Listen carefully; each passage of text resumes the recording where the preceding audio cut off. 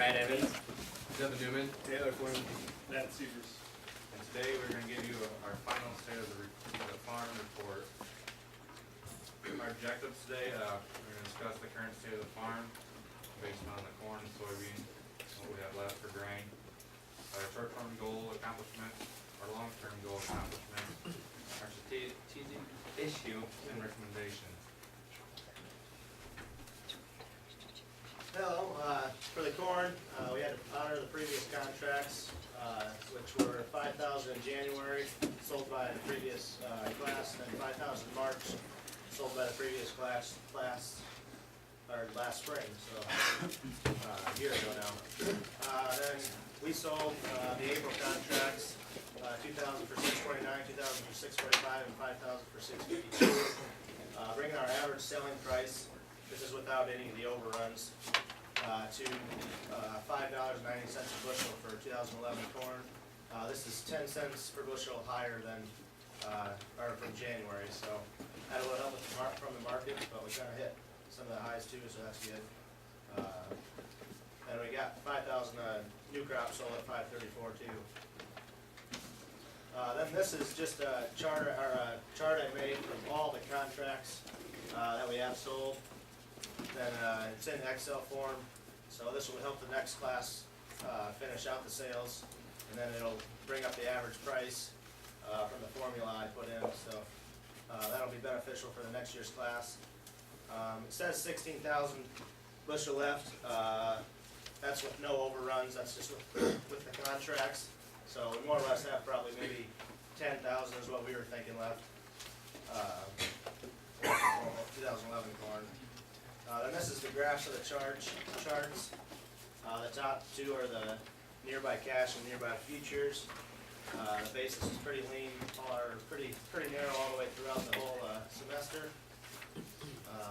Kind of got tight there in a couple spots, and especially recently. Then the futures pretty much stayed pretty constant at 30 cents most of the way through. So. On the soybean side, sold the rest of the soybeans in February. We got 1,500 bushels at 12.16, and 800 more, or 816 more at 12.58. Bring our average selling price to 11.32, which is up 46 cents from January, so that's good. And here's another chart I made in Excel with all the formulas and whatnot. And there's just the chart.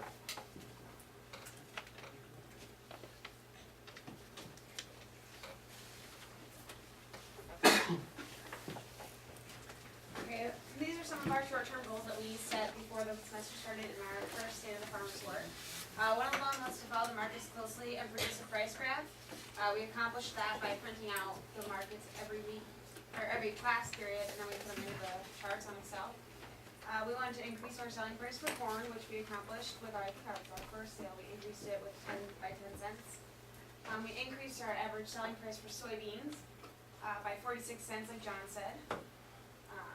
We wanted to get new information to sell new crop to ensure at least a little bit of a profit on some, and we sold 5,000 bushels of corn at $5.34 a bushel. And we also wanted to get decals for the straight truck doors, so that when we're delivering grain, we can represent the farm, and also for things like the Vision Parade, we can just throw a magnet on there. So that was a good accomplishment. If you haven't seen them, check them out on the trucks sometime. Our long-term goals, the major one was to be able to bring the next class in and get them caught up with the current state of the farm. As you can see with John's graphs, that should be a lot easier for them to do.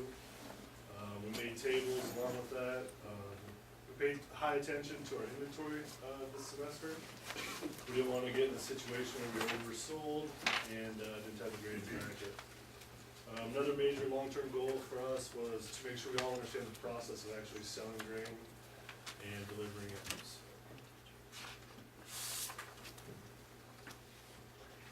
So after kind of what we've talked about so far with the graphs and everything that John has made and our short and long-term goals, these are some of our recommendations for the next class. And first and probably most importantly is to stay organized. I know when we kind of came into the class, it's everybody has a different opinion on how things should be organized.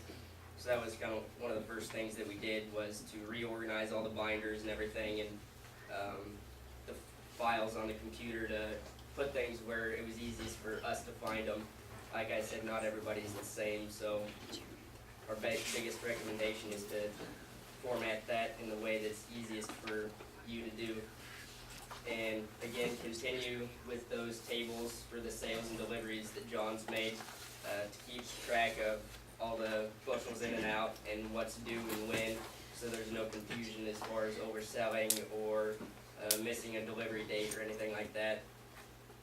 And, yep, just stay with the graphs and everything. And another big thing is to start off early on reports and presentations and work hard on them and get them done, so you're not trying to get everything done at the last minute. Alright, one of the biggest things that we had talked about throughout this class was our strategic issue of whether or not to have a brokerage. With our recommendation, we had said to X out the idea of having a broker for the farm, just because of costs and losing the educational loss what this farm really stands for. Like we've talked about, this class is all about learning farm management, and we really thought that you're going to lose some of the educational loss from that. Like we talked earlier too, with the alternatives, either having an account with Heartland Co-op or Economic Advisor. We thought a person like Chad Hart as having an economic advisor would probably be our biggest bet, and I guess that's kind of what we decided with that. So like we were saying, just to kind of reiterate what Taylor was talking about, you know, there still is a possibility in the future where we need someone like that to advise us on our quantities. Who knows, we could end up getting more ground here, losing a little bit, so that'd mean less grain yields and less grain just in general to be dealing with. So we'd have less room to gamble with, become tighter margins, and maybe we need a little bit of extra advice just through our group committee trying to make decisions, making the overall profit for the farm. And having a great group knowledge with each other. I mean, we all kind of went into this. I mean, we knew a little bit about it, but having a little bit of advice for the future would be good. And with conclusion, thank you all for letting us serve as your marketing committee. Any questions?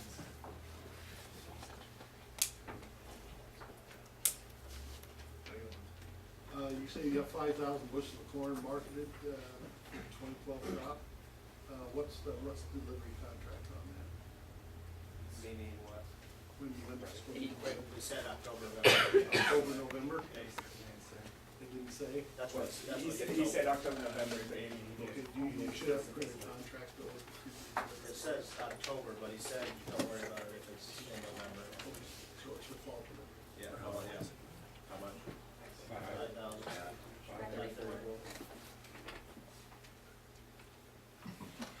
Does finance put that into the cash flow, and if so, what does that do for our October negative balance? I think it's in there.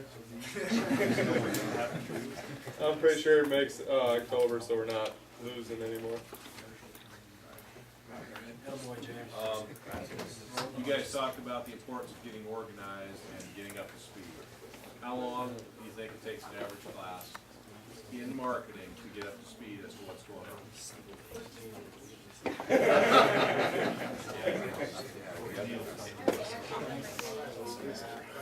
A couple of weeks. Okay, that being said, it's 1 month to the day until the summer session starts. It's gonna take them 2 weeks, that's 6 weeks, where we don't have a marketing plan. I was looking in your recommendations for your recommendation, how we handle between here and the time they're up to speed, which is basically the 1st of June, essentially. And again, keeping in mind, we have a business meeting where we'll have some things that we can approve Thursday. Have you discussed the recommendation that you would have as a group for how we handle the interim period here? In the paper, I talked about, I talked about bringing up a plan. We haven't discussed it yet, because it hasn't really happened yet. So in the paper, I talked about that more. Okay. Do you have a recommendation? Well, not at the moment. Okay. But we will. But we'll have a, Yeah. we'll We have a plan in in place. And that plan will have very specific target prices that Greg will. that the class will approve next Tuesday. Yep. You gonna answer? We're ready for the university. You are.